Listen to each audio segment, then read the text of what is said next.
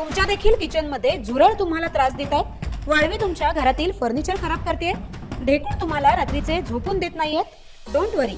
तुमच्या घराभोवताली healthy environment ठेवण्यासाठी A1 star pest control expert तुमची मदत करेल. आजच इन्स्पेक्शन किंवा सजेशनसाठी आम्हाला कॉल करा. A1 star pest control services. नमस्कार, मी प्रणाली भोसले. माझे कोकणच्या बातमीपत्रात आपल्या सर्वांचं मनपूर्वक स्वागत करते. बातमीपत्राला सुरुवात करण्याआधी पाहूयात हेडलाईन्स. बांगलादेशाला जशास तसे उत्तर दिले जावे, आमदार उदय सामंत यांनी मांडली भूमिका. तर बेळगाव प्रश्नावरून उदय सामंत आक्रमक.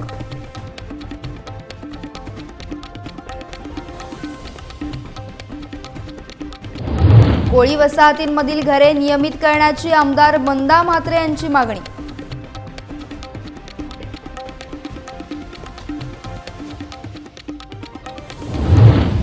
डिसेंबरला राज्यस्तरीय किल्ले रायगड प्रदक्षिणा मोहीम. रायगड प्रदक्षिणा अनुभवण्याचे आवाहन.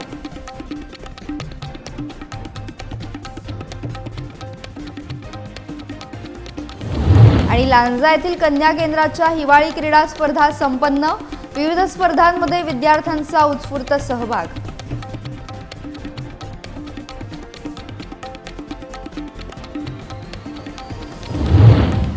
पाहुयात सविस्तर वृत्त. बांगलादेशात हिंदूंवर चाललेल्या अत्याचाराविरोधात मंगळवारी रत्नागिरी येथे विश्व हिंदू परिषदेतर्फे भव्य मोर्चाचे आयोजन करण्यात आले होते. या मोर्चाला शिवसेनेच्या सगळ्या लोकप्रतिनिधींचा पाठिंबा असल्याची भूमिका उदय सामंत यांनी मांडली आहे. तर महाराष्ट्रातल्या नेत्यांना कर्नाटकमधील सरकारनं बंदी घातली आहे. कर्नाटकमधील काँग्रेस सरकारच्या हिटलरशाहीचा निषेध करत असल्याचं उदय सामंत म्हणालेत. कर्नाटक सरकारनं सावरकरांचा अपमान केलाय असं उदय सामंत यांनी पत्रकार परिषदेत सांगितलंय. महाराष्ट्र कर्नाटक वादानं पुन्हा एकदा डोकं वर काढलंय. याबाबत पत्रकार परिषदेत उदय सामंत यांनी काही खुलासे केलेत. आधी पहिलं विश्व हिंदू परिषदेमार्फत रत्नागिरी जिल्ह्याच्या ठिकाणी रत्नागिरी येथे बांगलादेश येथे आपल्या हिंदू धर्मातील लोकांवर अल्पसंख्याक म्हणून जो काही अत्याचार होतोय त्याला वाचा फोडण्यासाठी विश्व हिंदू परिषदेनं आज रत्नागिरीमध्ये जे धरणे आंदोलन केलं होतं त्याचं पूर्ण समर्थन शिवसेना म्हणून आम्ही सगळ्यांनी केलं. रत्नागिरी जिल्ह्यातले लोकप्रतिनिधी म्हणून मी असेल, किरण भैया असतील, आमचे सगळे जिल्ह्यातले पदाधिकारी विश्व हिंदू परिषदेच्या ह्या धरणे आंदोलनामध्ये आम्ही सामील झालो होतो. आणि 1971 सालामध्ये पाकिस्तानमधनं बांगलादेश बाजूला करून बांगलादेशला स्वायत्त देण्याचं काम आपल्या देशानं केलं. त्याच बांगलादेशामध्ये आज आपल्या भारतातील अल्पसंख्याकांवर अत्याचार होतो. याचा अर्थ हिंदू असतील, शेड्यूल कास्ट असतील, SC NT असतील, अल्पसंख्याक मुस्लिम असतील, या सगळ्यांवर अत्याचार करण्याचा जो प्रकार बांगलादेशमध्ये सुरू आहे तो तातडीनं थांबवावा आणि केंद्र सरकारनं त्याच्यामध्ये हस्तक्षेप करावा यासाठी विश्व हिंदू परिषदेनं आज आंदोलन केलेलं होतं आणि त्याच्यामध्ये आम्ही सगळे सामील झालो होतो. तर या आंदोलनातनं प्रमुख मागणी महाराष्ट्राच्या स्तरावर लोकप्रतिनिधी म्हणून आमची अशी आहे की बांगलादेशामध्ये अल्पसंख्याक म्हणून जे राहतात त्यांना नागरिकत्व तिथे दिलेलं आहे, परंतु महाराष्ट्रामध्ये जे अनधिकृत बांगलादेशी राहतात त्यांचा देखील सर्वे होऊन त्यांना पुन्हा एकदा बांगलादेशला पाठवलं पाहिजे, ही देखील आमची सगळ्यांची मागणी आहे. आणि म्हणून द्वेषापोटी बांगलादेशच्या सरकारनं काही करू नये ही या आंदोलनातनं आम्ही प्रमुख मागणी केली. दुसरी एक महत्त्वाची गोष्ट की काल महाराष्ट्र एकीकरण समितीचा एक फार मोठा मेळावा हा बेळगावमध्ये होता. त्या बेळगावच्या मेळाव्याला आम्ही अनेक लोक जाणार होतो, परंतु महाराष्ट्रातल्या नेत्यांना, आमदारांना, खासदारांना कर्नाटकच्या काँग्रेस सरकारनं बंदी घातलेली आहे. हे निषेधार्ह आहे, कारण लोकशाहीमध्ये डॉक्टर बाबासाहेब आंबेडकरांनी जे संविधान लिहिलंय त्याच्यामध्ये व्यक्ती स्वातंत्र्य आहे, बोलण्याचं स्वातंत्र्य आहे, भाषण करण्याचं स्वातंत्र्य आहे. असं असताना काँग्रेसच्या कर्नाटकच्या सरकारनं जी हिटलरशाही सुरू केली त्याचा आम्ही निषेध करतोय आणि त्याच्या पुढचं पाऊल त्यांनी टाकलं. स्वातंत्र्यवीर सावरकरांचा काल त्यांनी अपमान केला. रत्नागिरीचं आणि स्वातंत्र्यवीर सावरकरांचं नातं हे अतूट असं आहे आणि म्हणून रत्नागिरीकरांच्या वतीनं आणि महाराष्ट्राच्या वतीनं आम्ही कर्नाटकच्या काँग्रेस सरकारचा आज याच आंदोलनामध्ये निषेध केलेला आहे. त्या दोन प्रमुख गोष्टींसाठी आज आम्ही सगळे एकत्र आलेलो होतो आणि त्याचं निवेदन आम्ही जिल्हाधिकाऱ्यांना दिले. नवी मुंबई बेलापूर विधानसभा क्षेत्र भारतीय जनता पक्षाच्या आमदार मंदा म्हात्रे यांनी मुख्यमंत्री देवेंद्र फडणवीस यांना पत्र लिहून महाराष्ट्राच्या विविध भागात राहत असलेल्या कोळी समाजातील लोकांची घरे नियमित करण्यासाठी बैठक घेण्याची मागणी केली आहे। यावेळी माजी नगरसेवक, पदाधिकारी आणि नागरिक मोठ्या संख्येने उपस्थित होते। महाराष्ट्रामध्ये अनेक कोळीवाडे आहेत। अनेक कोळीवाडे असताना ते आजही नावी झालेले नाहीत आणि मग काय होतं, गरजेपोटी घरं कोळीवाड्याची बनवल्यावर आता मुंबईचा कोळीवाडा असेल, नव्या मुंबईचे कोळीवाडे असतील, आपल्याकडे दिव्यापासून ते दिवाळ्यापर्यंत आहेत। महाराष्ट्रात अनेक ठिकाणी मच्छीमार संघटना आहेत। या कोळीवाड्यांचे प्रश्न फार मोठे गहन आहेत आणि यांच्या जागी नावी नसल्यामुळे, कुटुंब वाढल्यामुळे आणि समुद्रकिनारा अनेक बांधकाम करताना परवानग्या लागतात। या अशा अनेक अडचणीला तोंड द्यावं लागतं। ज्यावेळी छत्रपती शिवाजी महाराज होते, ज्यांनी महाराष्ट्राचं स्थापना केली, हिंदू स्वराज्य स्थापन केलं, त्यावेळी सगळ्यात जास्त महत्त्व कोणाला होतं तर आगरी कोळी लोकांना होतं। कारण छत्रपती शिवाजी महाराजांचं जे आरमार होतं हे संपूर्ण समुद्रकिनारीच या कोळी बांधवांच्या विश्वासावर असायचं। आणि पूर्वीचा जर मूळ बघितला तर आगरी कोळी हा भूमिपुत्र आहे। मुंबई असेल, नवी मुंबई असेल, ठाणा असेल, पालघर, विरार असेल किंवा अलिबागपर्यंत असेल, हा मूळचा आगरी कोळी बांधव आज जर तुम्ही पाहिलं तर कोळीवाड्यामध्ये वेळोवेळी कारवाई केली जाते। कारण आता घरं, कुटुंब वाढली आणि कुटुंब वाढल्यामुळे घरं वाढली आणि घरं वाढल्यामुळे सतत अतिक्रमणाच्या नावाखाली तिथे कारवाई केली जाते। इतर ठिकाणी कुठल्या प्लॉटवरती बिल्डिंगी बनल्या तर कारवाई केला जात नाही, दुर्लक्ष होतं आणि पैसे दिल्यामुळे काही अधिकारी कारवाई करत नाही। पण ह्या लोकांवर सातत्याने कारवाईचा एक ताणती तलवार असते आणि ती दूर होण्यासाठी काल मी आमचे नवनिर्वाचित अध्यक्ष राहुल नार्वेकरजींच्या दालनामध्ये मी बैठक केली, त्यांच्याशी बोलली की महाराष्ट्रात जेवढे कोळीवाडे आहेत ते त्यांच्या नावी करून द्यावे। त्यांना मी तसं पत्र दिलं आणि येणाऱ्या अधिवेशनमध्ये ते म्हणाले मी मीटिंग घेऊन हा प्रश्न नक्कीच मंदाताई सोडवू, कारण त्यांच्या इथे पण तीच परिस्थिती आहे। त्याचप्रमाणे माननीय मुख्यमंत्री या राज्याचे देवेंद्रजी फडणवीस साहेब, आमचे नेते, त्यांनाही पत्र दिलं, त्यांच्याही चर्चा केली। तेही बोलले अधिवेशनामध्ये आपण हा निर्णय करू आणि त्याच्यावर मार्ग काढू। संबंधित अधिकाऱ्याची एक मोठी बैठक लावू आपण। एकनाथरावजी शिंदेसाहेब, उपमुख्यमंत्री अजितदादा, या सगळ्यांना पत्रव्यवहार मी तसा केला आहे। पण या दोघांशी मी बोलली, जातीने त्यांची भेट झाली आणि त्यामुळे महाराष्ट्रातील कोळीवाडे हे त्यांच्या सरसकट नावी व्हावे यासाठी हा माझा प्रयत्न सुरू आणि तो येत्या अधिवेशनात हा प्रश्न मार्गी लागेल असं मला वाटतं। रत्नागिरी जिल्ह्यातल्या लांजा शहरातील बसवेश्वर चौक येथे ढोल ताशे आणि फटाक्यांच्या आतिषबाजीत किरण सामंत यांचं स्वागत करण्यात आलं। यावेळी नगरसेविका दुर्वाभाई शेट्टे यांच्यासहित महिलांनी औक्षण केलं। आमदारकीची शपथ घेतल्यानंतर पहिल्यांदाच किरण सामंत यांचे लांजा येथे आगमन झाले होते। यावेळी कार्यकर्त्यांमध्ये मोठा उत्साह पाहायला मिळाला। लांजा तालुका शिवसेना पक्ष कार्यालयात राजापूर आणि साखरखा विभागातून आलेल्या पदाधिकारी आणि कार्यकर्त्यांनी त्यांना शुभेच्छा दिल्या। यावेळी किरण सामंत खासदार किंवा आमदार बनतील तेव्हा चप्पल घालणार असा संकल्प कोट गावचे उपसरपंच रवींद्र नारकर यांनी केला होता। आमदार किरण सामंत यांच्या हस्ते त्यांना नवीन चप्पल देखील देण्यात आला। यावेळी पुष्पगुच्छ देऊन रवींद्र नारकर यांचा सन्मान करण्यात आला। आपला संकल्प पूर्ण झाल्याचा आनंद रवींद्र नारकर यांच्या चेहऱ्यावर पाहायला मिळत होता। यावेळी नगराध्यक्ष मनोहर बाईत, विधानसभा क्षेत्र प्रमुख सुनील उर्फ राजू कुरुप, तालुका प्रमुख गुरुप्रसाद देसाई, व्यापारी संघटना अध्यक्ष प्रसन्न शेट्टे, व्यावसायिक भगवान ढेकणे, मानसी आंबेकर, नगरसेवक सचिन डोंगरकर, नगरसेविका वंदना काडळकर, माजी नगराध्यक्षा संपदा वाघधारे यांच्यासहित कार्यकर्ते उपस्थित होते।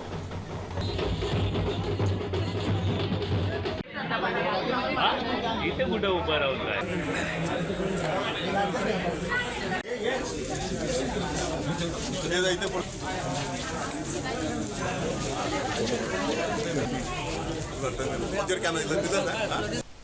दरी खोऱ्यातील खडतर वाटा, दमछाक करणारी चढण, अंगातून वाहणाऱ्या घामाच्या धारा आणि सोबतीला रायगडच्या जैवविविधतेचा आस्वाद घेत रायगड किल्ल्याला प्रदक्षिणा घालण्याची मजा काही औरच आहे। स्वराज्याची राजधानी असलेल्या रायगडला प्रदक्षिणा घालण्याची इच्छा अनेकांच्या मनात असते। अशा साहसवीरांसाठी आणि रायगड प्रेमींसाठी रायगड जिल्हा परिषद आणि महाड यूथ क्लबच्या सहकार्यानं 29 डिसेंबरला राज्यस्तरीय रायगड प्रदक्षिणा करण्याची संधी चालून आली आहे. दरवर्षी किल्ले दर्शनासाठी लाखो पर्यटक येतात, परंतु रायगडचा खरा इतिहास आणि परिसर समजून घ्यायचा असेल तर रायगड प्रदक्षिणा प्रत्येकानं एकदा तरी अनुभवावी असं आवाहन करण्यात आलंय. दिनांक 29 डिसेंबरला आपली 33वी रायगड प्रदक्षिणा आयोजित केली आहे. तर मागच्या वर्षीप्रमाणे यावर्षी पण आपल्या प्रदक्षिणार्थ्यांचा भरघोस प्रतिसाद आम्हाला मिळेल अशी आम्हाला सगळीकडनं आशा आहे आणि तुम्ही जास्तीत जास्त प्रसिद्धी द्यावी ही आमची खूप इच्छा आहे. आणि मागच्या वर्षीपेक्षा यावेळेला आम्ही ऑनलाईन रजिस्ट्रेशनवर जोर दिलेला आहे. साधारण 400 ते 500 ऑनलाईन रजिस्ट्रेशन होतं, ऑफलाईन तेवढंच होतं. आणि इव्हन आम्ही आता 1000चं आम्ही यावर्षी टार्गेट ठेवलेलं आहे प्रदक्षिणार्थींचं. तर राज्यातून जास्तीत जास्त लोकांनी याच्यात सहभागी घ्यावा हे आव्हान आम्ही आता युथ क्लब महाडकडनं आम्ही करतो. याची रजिस्ट्रेशन सिस्टम आहे ती आम्ही थोडी चेंज केली आहे. जी ऑनलाईन सिस्टम्स होती त्यांना पहिला प्रेफरन्स देऊन ऑफलाईन आम्ही त्यांच्या मागोमाग करणार आहे. पण ते जे कनेक्टिव्हिटी राहील ती कंटिन्यू राहील. कारण मागच्या वर्षी आम्ही साधारण 750 लोक ही जवळजवळ 2.5 तासात आम्ही हे केली होती, सोडली होती प्रदक्षिणेसाठी रजिस्ट्रेशन करून. त्यामुळे यावर्षी त्यात थोडंसं इम्प्रूव्हमेंट आम्ही केलं की जो बँड आहे जो आम्ही त्या बँडवर आम्ही एक हे मार्क आपला QR कोड ठेवायचा हे करणार. त्यामुळे त्याचा सिरियल नंबर वगैरे आम्हाला तो लोकेट करता येईल. रत्नागिरी जिल्ह्यातल्या खेड शहरातील बस स्थानकाजवळील खामकर चहा नजीकच्या दैनिकात प्रसिद्ध होणाऱ्या अंकावर पैसे लावून जुगार खेळणाऱ्या अड्ड्यावर पोलिसांनी सोमवारी 9 डिसेंबर रोजी दुपारी 1 वाजता धाड टाकून 1200 रुपये रोख आणि जुगार साहित्यासह संबंधित एका व्यक्तीवर गुन्हा दाखल केलाय. याची फिर्याद शिरीष साळुंखे यांनी खेड पोलीस ठाणे येथे दाखल केली आहे. या गुन्ह्याचा अधिक तपास पोलीस करत आहेत.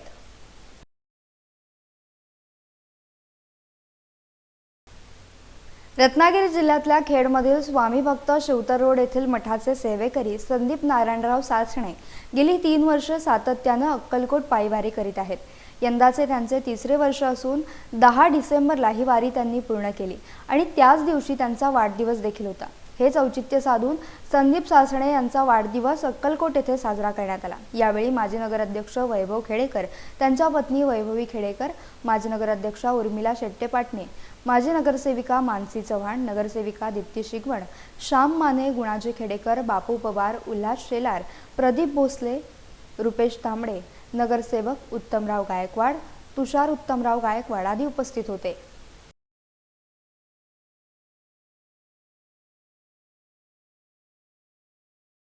रत्नागिरी जिल्ह्यातल्या लांजा कन्या केंद्राच्या हिवाळी क्रीडा स्पर्धा 9 डिसेंबर रोजी लांजा शाळा क्रमांक 5 या ठिकाणी आयोजित करण्यात आल्या होत्या. या स्पर्धेचे यजमानपद लांजा शाळा क्रमांक 5 या शाळेनं भूषवले. या स्पर्धेचे उद्घाटन लांजा तालुक्याचे गटशिक्षण अधिकारी सावंग यांच्या हस्ते करण्यात आले. यावेळी अध्यक्ष दिलीप चौगुले, शाळा व्यवस्थापन समितीचे माजी अध्यक्ष गुरुप्रसाद देसाई, उपाध्यक्ष राजू धावणे, नगरसेविका दुर्वा भाईशेट्टे तसेच केंद्रातील लांजा कस्तुरबा गांधी डाफळेवाडी शाळेचे व्यवस्थापन समितीचे अध्यक्ष आणि सदस्य उपस्थित होते. या आयोजित विविध स्पर्धांमध्ये यश मिळवलेल्या संघांना प्रशस्तीपत्र देऊन सन्मानित करण्यात आलं. या केंद्रस्तरीय क्रीडा स्पर्धांमध्ये लांजा शाळा क्रमांक 5ने संघी खेळांमध्ये प्रथम क्रमांक मिळवून बीटस्तरीय क्रीडा स्पर्धेसाठी निवड झाली आहे. तसेच वैयक्तिक क्रीडा प्रकार धावणे, लांब उडी, उंच उडी, थाळीफेक, गोळाफेक या स्पर्धांमध्ये देखील लांजा शाळा क्रमांक 5चा वरचष्मा राहिल्याचं पाहायला मिळालं. विजेत्या खेळाडूंचे मान्यवरांच्या शुभहस्ते प्रशस्तीपत्रक देऊन अभिनंदन करण्यात आले. बीटस्तरीय स्पर्धेसाठी शुभेच्छा देण्यात आल्या. सर्व स्पर्धा अत्यंत खेळीमेळीच्या वातावरणात संपन्न झाल्या. यावेळी लांजा कन्या केंद्रातील लांजा कस्तुरबा गांधी विद्यालय, डाफळेवाडी, भटवाडी, झापडे, देवराई, बागेश्री, कानावजेवाडी, लांजा उर्दू, कुंभारवाडी, बौद्धवाडी शाळेचे मुख्याध्यापक आणि सर्व शिक्षक तसेच लांजा शाळा क्रमांक 5च्या मुख्याध्यापिका समृद्धी खडपे आणि शाळेतील सर्व शिक्षकांनी मेहनत घेतली. केंद्राचे केंद्रप्रमुख पावसकर यांनी सर्व मुख्याध्यापक आणि शिक्षक यांचे आभार मानले. जिल्हा परिषदच्या हिवाळी क्रीडा स्पर्धा लांजा शाळा नंबर 5 येथे कन्या शाळा बीट या अंतर्गत शाळांवर 5 येथे या स्पर्धा संपन्न होत आहेत. या स्पर्धेचं यजमानपद आमच्याकडे आल्यामुळे सर्व शिक्षकांच्या सहकार्याने, मुख्याध्यापकांच्या सहकार्याने, केंद्रप्रमुखांच्या सहकार्याने, आमचे तालुक्याचे गणेश महाधिकारी यांच्या सहकार्याने ही स्पर्धा अतिशय उत्तम रीतीने पार पडत आहे. या ठिकाणी विद्यार्थ्यांच्या सर्व कला गुणांना वाव देण्यासाठी त्यांच्यातलं क्रीडाविषयक नैपुण्य दाखवण्याची संधी विद्यार्थ्यांना इथे मिळत असते. या माध्यमातून विद्यार्थ्यांचा शारीरिक विकाससुद्धा होत असतो, मानसिक विकाससुद्धा होत असतो, बौद्धिक विकाससुद्धा होत असतो. आणि ही स्पर्धा या ठिकाणी उत्तम रीतीने आमच्या शाळेमध्ये आमच्या सर्व शिक्षकांच्या टीमने पार पाडावी आणि सर्व पंच यांनीसुद्धा या ठिकाणी खिलाडी वृत्तीने आणखी निकोपणे पंचगिरी करून या स्पर्धा अतिशय उत्तम वातावरणात पार पाडाव्या अशी मी सर्वांच्या वतीने विनंती करतो. रायगड जिल्ह्यातल्या हमरापूर विभाग प्रीमियर लीग 2025च्या चौथ्या पर्वासाठी खेळाडूंच्या लिलावाचे आयोजन 10 डिसेंबर रोजी म्हाडा कॉलनी येथील रविराज फार्म हाऊस येथे करण्यात आले होते.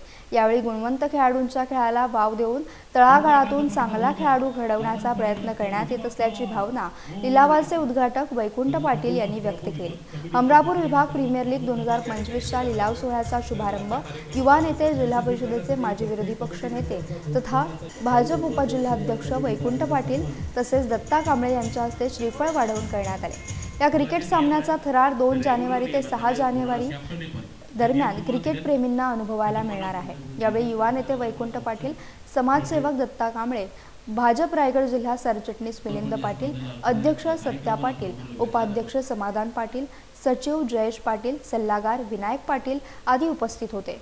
या लीगमध्ये प्रथम क्रमांक पटकावणाऱ्या संघाला 1 लाख रुपये आणि आकर्षक चषक तसेच द्वितीय क्रमांक पटकावणाऱ्या संघाला 50,000 रुपये आणि आकर्षक चषक, तृतीय आणि चतुर्थ क्रमांक पटकावणाऱ्या संघांना 25,000 आणि आकर्षक चषक असे बक्षीस ठेवण्यात आले असून ही स्पर्धा जोहे येथील जय गिरोबादेव मैदानावर संपन्न होणार आहे.